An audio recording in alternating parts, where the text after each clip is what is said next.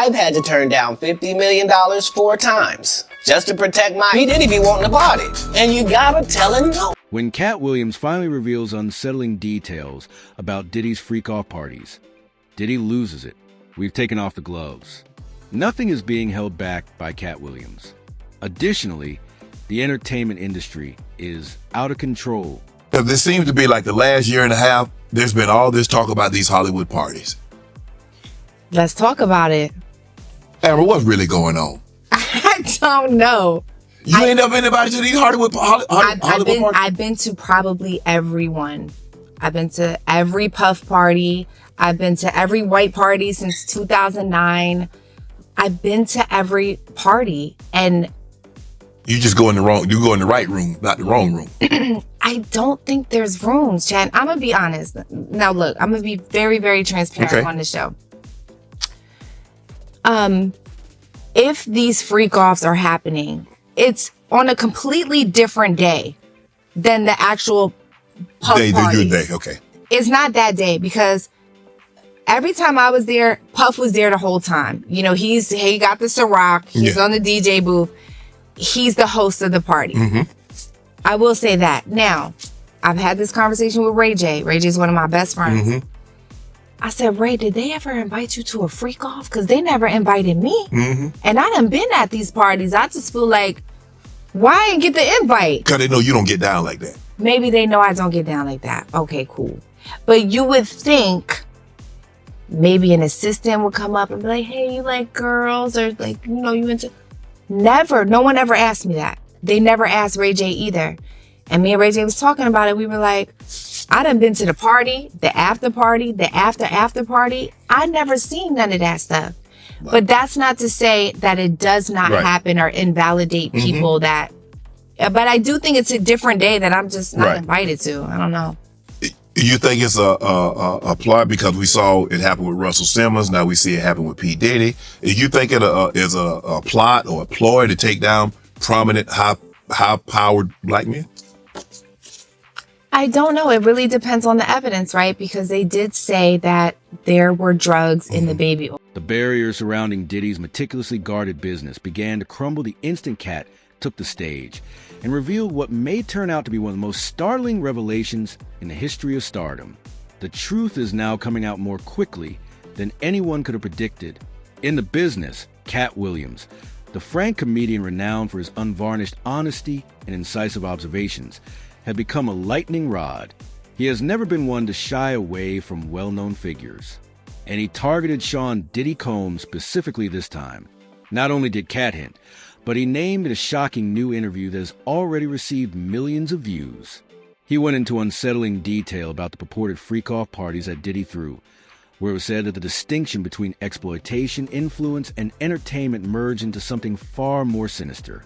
These weren't just extravagant parties with celebrities and luxury, Katt said. These were regulated settings where authority was displayed, influence was used, and visitors, particularly those aspiring to higher positions, were purportedly expected to follow unwritten rules or face the repercussions. And the ramifications are astounding. These events were more than just elite gatherings, Katt said. He characterized them as exclusive, secretive, ritualistic, and intended to Is that true? You think that Puff had 1,000 bottles of baby oil? That's what I'm saying. I don't know, because the internet is fake, like we said earlier. Right. You just don't know. Right. But if that is in fact true, then that is a problem. One thing I do know about Puff is that he's an abuser. You know, he abused Cassie. We all saw the video. Right. It is not okay. Mm-hmm. And but as far as the freak-offs, I don't know about that. Did you have, when I say relationship, I don't mean intimate relationship, but did you have a relationship with Puff Daddy where you cool? Did you talk? Did you know him? Things like that? I would say that we didn't talk on the phone and we didn't hang out, but I was always invited to the party. Okay. And that's the extent of our friendship. Okay. Now, is it true that you were at the Halloween party that Puff's sons and Ray J got into it? I was, yes. I was right there. What happened?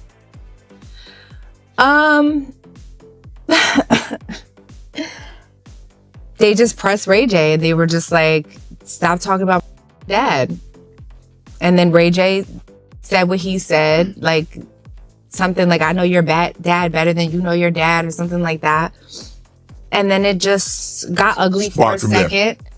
Yeah, because I'm cool with Christian and Justin and Quincy, but then I also love Ray J, and he's like my brother, and I'm just like, guys, please just stop. It's not worth it. Y'all don't want to do this. Like, so it, you know, and I told Ray J, I said, look, that's their dad. What do you expect them to do? Right. Like, of course they're going to stand up for their dad. You know what I mean? Like, and rightfully so. Right. But it's reported that Breezy, Chris Brown, was the peacemaker. Is that true?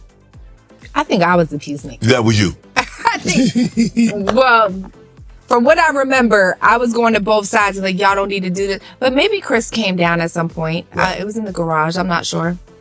What have you learned about fame? Oh. Because you've had more than 15 minutes. You've had two decades of it. Yeah, it's going on 16 years. Mm-hmm. What have I learned about fame? That half of these motherfuckers don't know what they're doing. All the publicists, all the fake ass managers, all the business managers, and they all manipulate all of us into thinking that they have all the answers when we ourselves have the answers. As the entertainers or the socialites or the famous people, we got here because of us. Before a manager, before a publicist. Yes. And some people just have that it factor, you know? But it's funny because very early on, you get the publicist, you get the manager, and they tell you like, oh, you know, if you want to make money now, you got to twerk.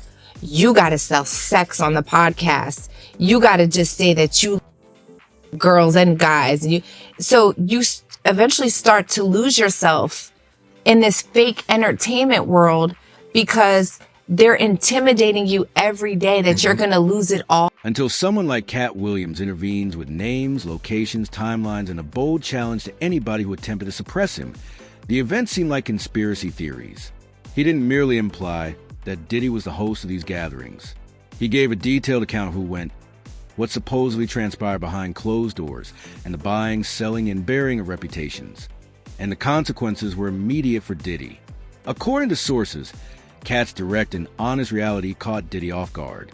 He thought things may finally settle down after months of media and legal turbulence. However, Katt's disclosures have rekindled the flames, and the fire is threatening to devour up everything in its path this time. Insiders claim that Diddy was incensed when the interview was broadcast. His legal team rushed to get statements ready. Major networks were contacted, and damage control efforts were launched. However, it was too late. The secret had been revealed.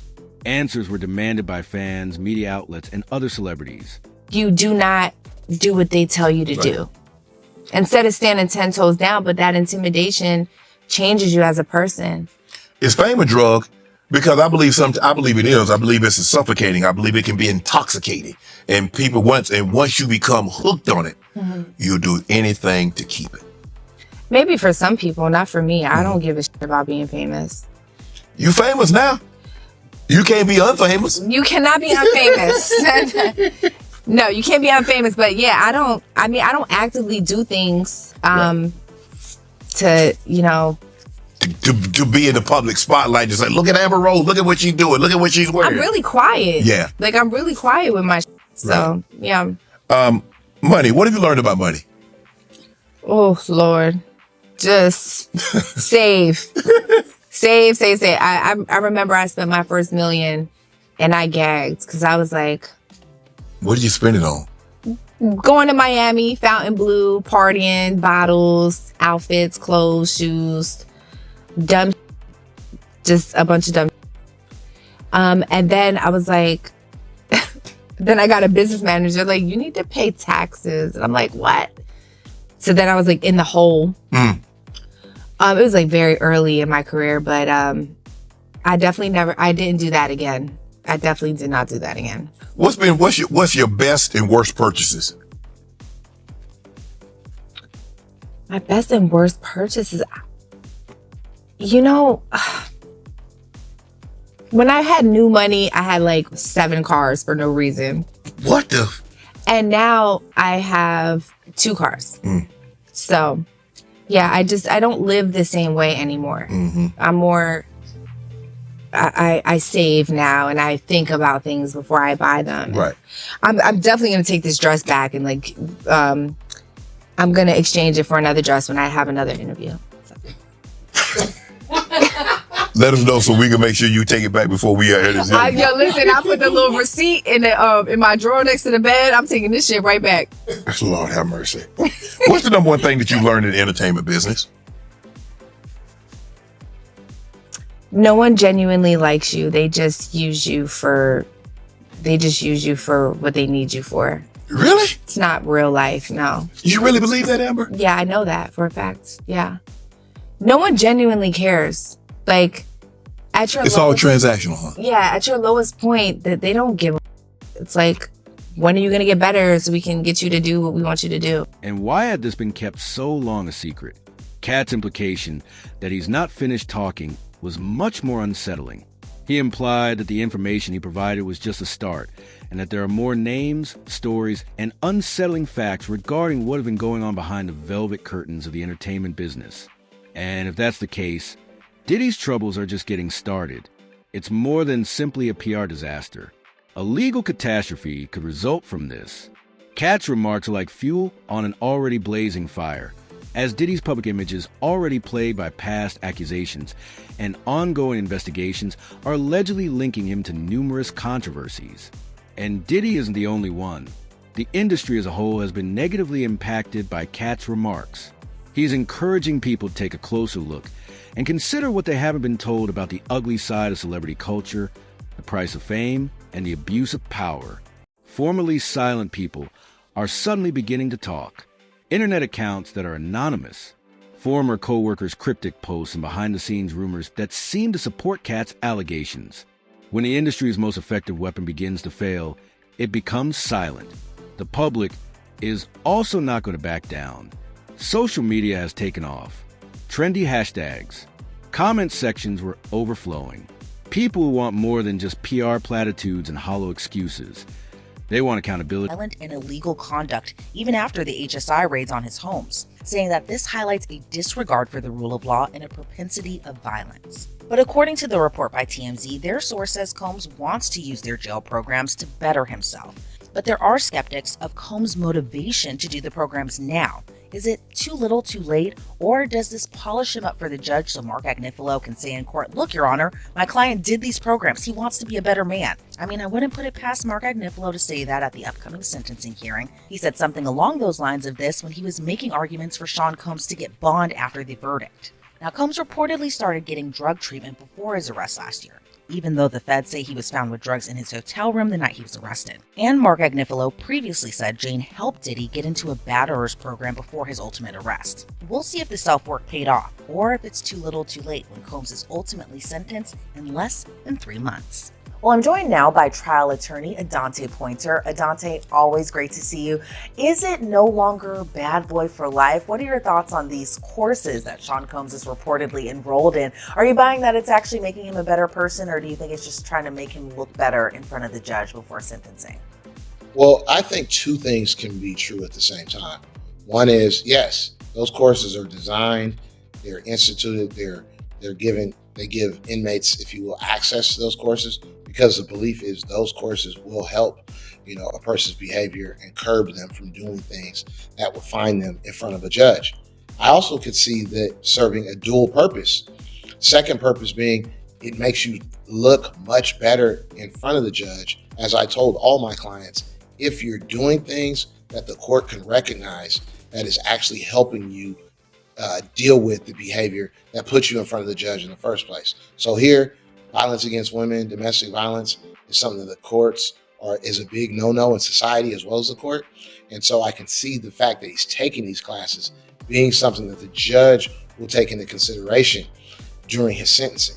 And on top of that, the drug class is the same thing, because I believe, if I was Diddy's attorney and given the way the evidence came in, I'd certainly be like, look, these things happen during dark times where I was in a drug, induced haze, to where I was doing and acting in ways that I am ashamed about now. But during that time, it was because drug, sex addiction, and things like that I'm now addressing. Well, you actually kind of sound like Diddy's defense attorney, Mark Agnifilo, because he literally made essentially the exact same argument, especially during the bond hearing. But I'm curious to know, obviously there are skeptics of this where they think it's strictly just to look good. Many have long maintained that the entertainment industry is a well-executed facade with a darker side. And now a comedian with nothing to lose and receipts to burn is bringing those claims into the spotlight. Katt Williams did not act impulsively. He destroyed the entire playbook. Additionally, his disclosures regarding Diddy's purported freak-off parties are making people reevaluate their preconceived notions about the power dynamics of celebrities. It has nothing to do with shock value. The truth is at issue, and Katt was explicit about it. What everyone else is scared to say, he is prepared to utter. Diddy's world is falling apart. We're only seeing the beginning of a scandal that has the potential to completely transform the entertainment business if the rest of Katt's narrative is even half as outrageous as what he has already said. It has long been believed that Katt Williams is a wild card, too forthright, too honest, and too erratic for the system to regulate. But that's precisely why people are listening right now. Clout is not what he's after. He isn't looking for a movie part or a record deal. He is speaking from personal experience, having witnessed decades of industry manipulation, celebrity games, and moral decay up close. He talked of being invited, observing what transpired, and witnessing well-known figures, some of whom are still adored today, participate in activities that would make the typical person feel bad. However, this went beyond simply revealing identities. The entire culture of quiet was being dismantled by Katt. He yelled at the executive's handlers and aides who were ignoring him. He was clear, this was never about the perverse enjoyment of a single man. This system was designed to penalize the weak and shield the strong. And that system is now being brought into the public eye. We're hearing about payoffs, NDAs, and careers lost because someone dared to speak up. Like somebody to be sending texts telling their abuser that they love them or that they want more of what took place. However, there are other people who see it from maybe more so the lens of a victim or someone who's been abused, who would say, you know what, that's not so beyond the pale of reason, because the abuse has been so entrenched in this person's mind that they then fall in love with their abuser. And so that's not something that they would, look askance upon or look down upon. So, one of the things about being in trial that I always remind my clients, is that despite all the rules that the judge gives people, no one leaves their life experience or their opinions at the courthouse door. It all makes its way into the courtroom and ultimately into the jury room. And that's why you can see such people who are on one side, like celebrating Diddy being acquitted on the much more serious charges, and other people who are like, how did this happen? I am upset. I feel like victims did not get justice today. Right, exactly. And emotions did run really high, especially when the verdict came down, because I think I myself was pretty surprised at some of the jury's decisions in relation to some of the charges where they found him not guilty. But, obviously they made their decision. They listened to the evidence. They saw all the exhibits, and they made the decision that they did. And say come sentencing that Sean Combs is sentenced to maybe a couple years behind bars in prison. But do you think even after this trial, after everything that we've learned, after the many civil lawsuits that were also filed, do you think that there's any type of way that Sean Combs can have a comeback at this point? Well, I think there's certainly a comeback that could be crafted and created in which we as the public may see. Listen, this is a person who has lived his life in the public light, in the limelight, for decades, okay? And so, as has been said before, fame is one of the more addictive or most addictive drugs known to man. And so he was a very famous, and now some might say infamous person. The idea that he allows the narrative to end with the way in which the evidence came in and this kind of mixed bag verdict is not what's the word I'm looking for? If I don't see Diddy allowing the last chapter of his book to be written with this trial, instead, person that he's held himself out to be and who we now understand him to be is someone who is going to say, look, this was a dark chapter in my life, but now I'm going to show you the phoenix rising from the ashes. And there are other chapters. And I think that he will make an even more concerted effort to be more philanthropic, to be more of a victim's advocate. And lawsuits that vanished suddenly, contracts that mysteriously ended without explanation, and superstars who disappeared for a spell. Even seasoned insiders are shocked by the image that is emerging from Katt's expose, which is connecting the dots. Even though his name is in the media, Diddy is no longer the only focus of this. It concerns a whole ecology that is based on fear, control, and quiet, and the dam is already collapsing. There are more voices beginning to join in. All were compelled to reply, some denying, some confirming. You can no longer afford to act as though it never happened. They no longer have control of the story. What about the fans? They're split. While some feel vindicated, others are devastated. Many were just in a state of shock. Diddy stood for prosperity, authority, and unchallenged control for many years. However, he has now come to represent everything that has been let to grow unfettered behind the scenes of celebrity culture. Katt Williams was more than just a rumor. He brought about a reckoning. This transcends both music and celebrity. In an industry that has functioned without accountability for far too long, it is about accountability. Did he too? He's running out of hiding spots. This is more than simply a scandal if Katt fulfills his pledge to disclose more. We are discussing a change in culture, one that could ultimately compel the entertainment industry to face its most terrible realities. Hold on tight, for what Katt began is more than just a tale. We're